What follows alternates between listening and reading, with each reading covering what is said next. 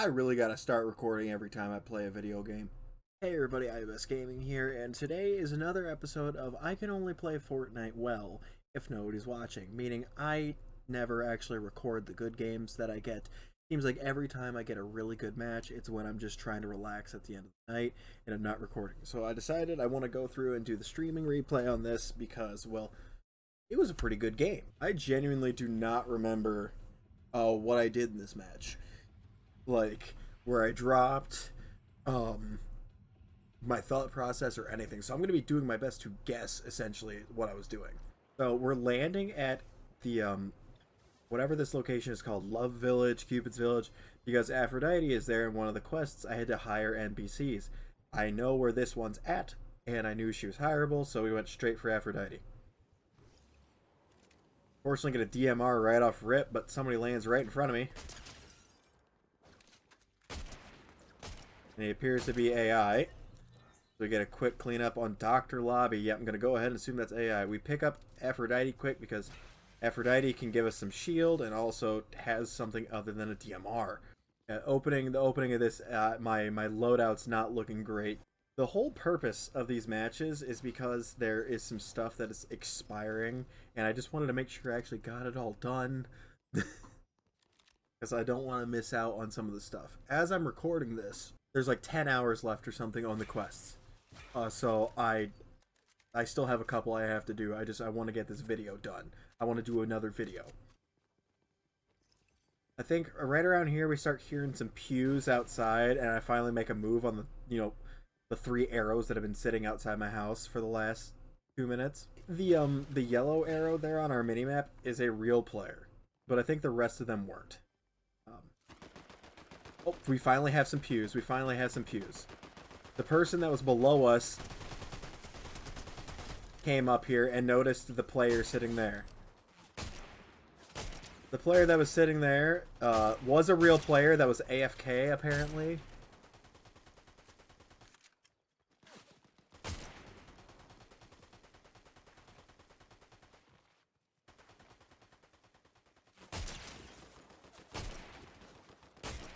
I was just not hitting my shots here.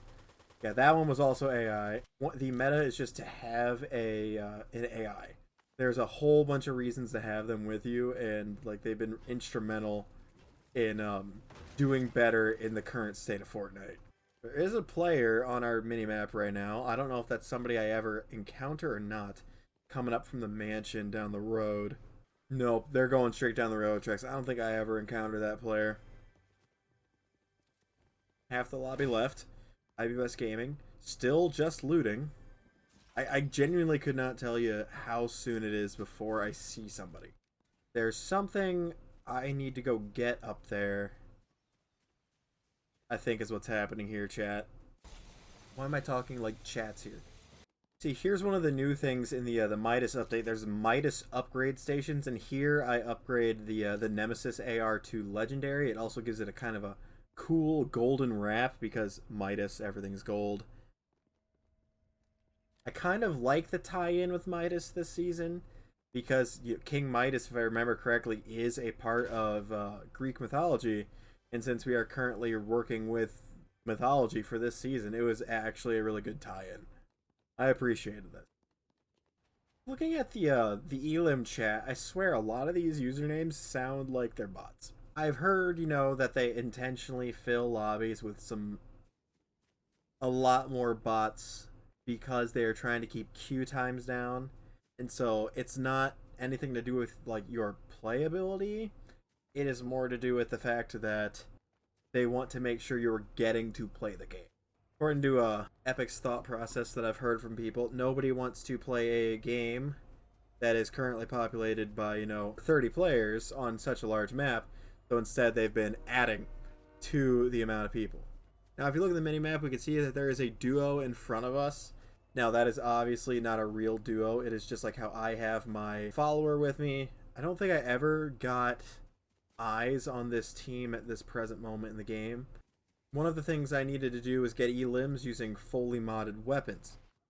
Unfortunately, modding or upgrading the Nemesis to Legendary did not actually give us 2 more attachments. I also noticed right there, apparently, supporter NPCs will heal themselves in Storm. Something I did not know. However, I don't think they waited long enough, and they, used the slurps, the second they took damage out there. I just gave the NPC a little bit of a splash because I'm trying to keep them the whole match.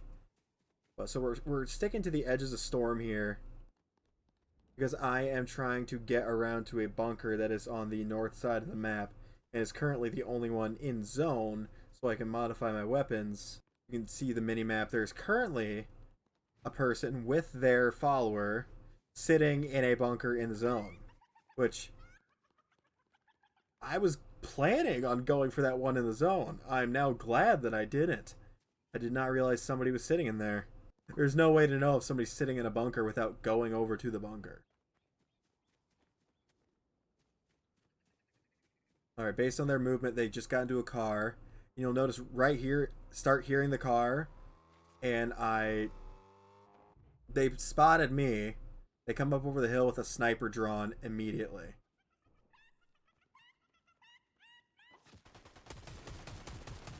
And I proceed to whiff every shot. Don't know why I lightninged here. It was not a great idea. But it worked out for me. We got the Elim. I didn't take enough health damage to actually have to regen health. So we must have done good there.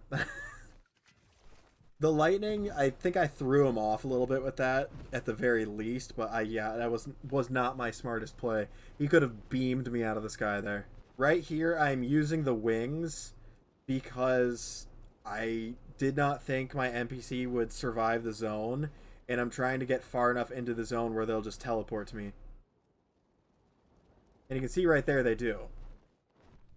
Apparently there was somebody in Reckless. I had no idea. There's somebody currently on our minimap in Reckless that I don't think I see here at all.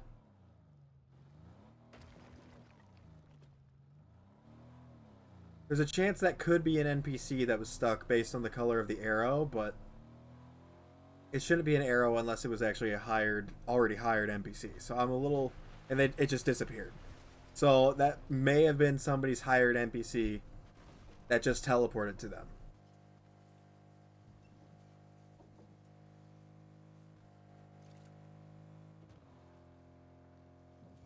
Now you can see it, hold on. If we go back just a little bit, if I pause it right here, you can see there's a player on the right in the river. This is a very common spot. Even in the first season, it was the same thing. The AI players will get stuck in this section of the river. I've seen whole groups of them that get stuck in this section of the river. In squads, you'll see 4 of them stuck in the same spot. I don't know why. I don't know what causes their AI to bug out right there, but they will get stuck jumping up and down in the water. There is a player over at the vault. There's a player just north of us as well by the bunker. So right here is where Aphrodite starts shooting, and it draws the attention of the player up on the hill. I hit one shot, and then it gets stolen. It gets stolen by Pinecone 2201, who is continuing to shoot at me with a DMR. I tagged him, and Pinecone backs off immediately. Now, if we look at the minimap, Pinecone runs away, like full-on sends out of there, expecting me to come up over the hill. See, now I figured that Pinecone was going to be continuing to look immediately, so I've elected to go around the edge here. It looks like Pinecone was finally has regained confidence and is trying to look over to where I might be at. Seems to have a pretty good vibe on where I'm at based on where the arrow's pointing, though. There's Pinecone again. We see Pinecone here. Before I could pop up and take a shot, Pinecone takes off. I believe Pinecone hits a rift here and ends up on the island. Yep. Now, I didn't know for sure if that was the guy that I was chasing or not, so I decided to use it as a reason to move. If you have a follower, you need to move early, or else you risk them getting caught in the zone because they do not sprint. They are very bad about getting out of the zone, so you need to leave early with enough time to make sure that they aren't going to get caught and take all that storm damage. Right here, I'm just trying to figure out where that guy may have gone. I don't know for sure if he's the one on the island or not. I thought about going low, but I see the bunker on the mini-map, and since I need to mod these weapons in order for them to count for the quest, I elect to just go for it, and I make a dead sprint. Now, it takes it a minute for me to figure out that this is not going to work for this bunker for some reason. But right here, I'm trying to direct my follower to clear the bunker. So when you have a follower, you can now tell them where to go. I don't know if this was a thing last season, but it is this season. You can tell them where to go. Unfortunately, I don't know if it was due to where Aphrodite is currently standing, or if it was due to the bunker itself. Aphrodite can't figure out how to get into the bunker. I keep telling her to go down there, and instead she remains in place every time I hit go. So I decide to check out the bunker instead because I need to do this quick before the zone moves. And she runs away the second I'm about to go hit her with the chug splashes, so I was like, whatever. Let me just modify this stuff, and then I'm going to head out. As you can see, the player that was on the island has already flown away and is now in Lavish with another player. After I modified that shotgun, I turn around and there's a purple frenzy right there. Zone was about to move, so I decided to not bother with splashing Aphrodite. We see the two players that are trying to use the Lavish high ground are fighting here. One of them has all 4 aspects. There are actually 4 of the remaining 10 players. Now 5 of the remaining 10 players, including myself, in Lavish. Pinecone, who we were chasing, just lost out to Denise Smasher, who is now in a fight with another player already. The 4 of the players are in Lavish. We do not know where the other players are at.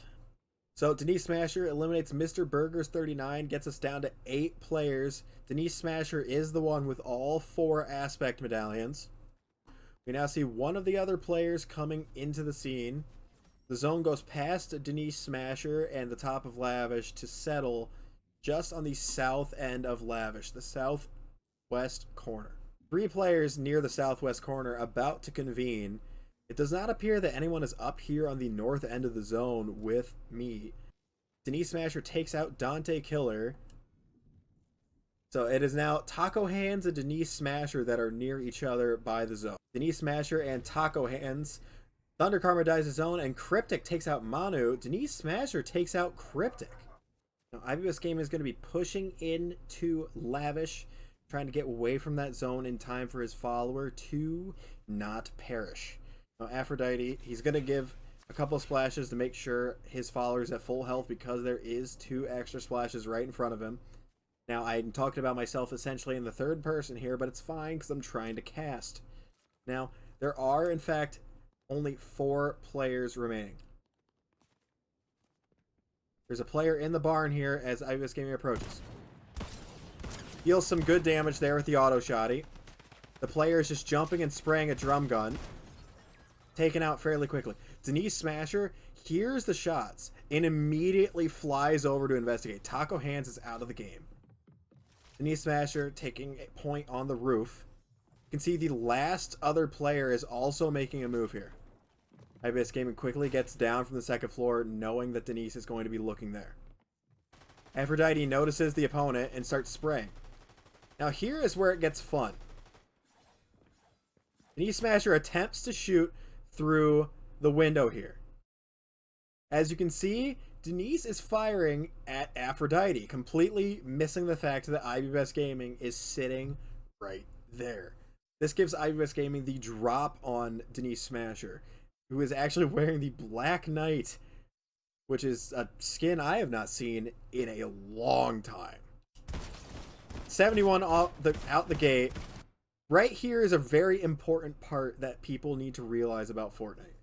IBS Gaming is sitting here in a right-hand peak. Denise Smasher is sitting there in an opposing right-hand peak. Right-hand peak being when you have the left wall, or you have a wall to your left and you are looking over your right shoulder. This gives you a better advantage over a left-hand peak. Now, they're both in a right-hand peak, so you'd think there would not be a distinct advantage between the two here. However, due to, I don't know if it's just the shotgun that is being used or if it is the actual spot on the map. IBS Gaming actually has more of a sight line on Denise Smasher than Denise Smasher has on IBS Gaming. And because of that, IBS Gaming is able to just spray and destroy. Now, as you can see on the map here, I'm going to pause this so we can look at the map. Taco Hands, or not Taco Hands, B Tracy is actively moving in because of the firing, assuming IBS Gaming to likely be low. Okay, now this is a very valid strat. This is a very valid strat. Okay, third partying, we all hate it. We all hate it. We all do it. Okay, now what B Tracy should have done is push earlier, however, to make sure that IBS Gaming was not going to be prepared to fight off a counterattack. Instead, they take too long. For some reason, it says the follower is already firing. They take too long, and they alert their presence. IBS Gaming hits a whopping shot there, misses the follower, though. Puts B Tracy down to just a little bit of shield. Now, IBS Gaming is trying to make sure he can get all these medallions to do extra damage. B Tracy's going to try to hold the corner with a sniper. They both miss. I'm assuming there's a bit of ping going on there. B Tracy with a smart move there to destroy the wall, but unable to take out IBS Gaming. They do push up, which was a surprising move here. IBS Gaming pulls off the dub somehow. Let's go ahead and watch that again, shall we? Now, not my finest work here. Definitely not my finest work. I get up here, forgot that I had the dash, and missed the dash back, and just start shotgunning the air. But because B Tracy failed to push in time, I was able to not only heal, but to reload my shotgun, and to know that an attack was coming. What B Tracy should have done is push the second they heard gunshots. Just like Denise Smasher did. Denise Smasher pushed the second I started fighting Taco Hands. The second I started fighting Taco Hands within the barn. Denise Smasher was already booking it to where we were at. B Tracy should have been doing the same thing as well. Would have likely been able to pick off the Denise Smasher elim from outside the barn. But they waited too long and they failed because of it. Now, I will say, my follower right there took a brunt of the damage while I was jumping around. Because if they weren't shooting at her, she would have just elim'd them. But, so that definitely helped. And it did weaken B Tracy a little bit.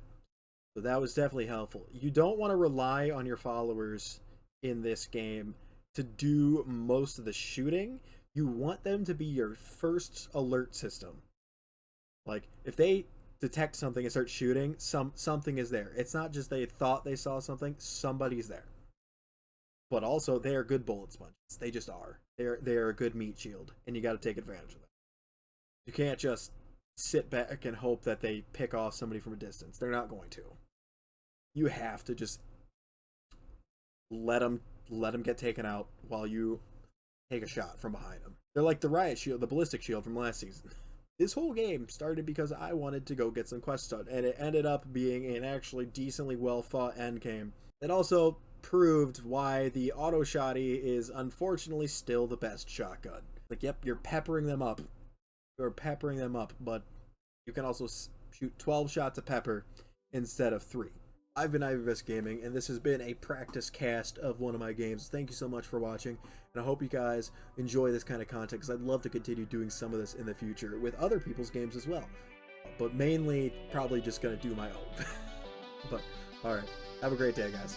Fiddly-doo, fiddly-dout. Peace out.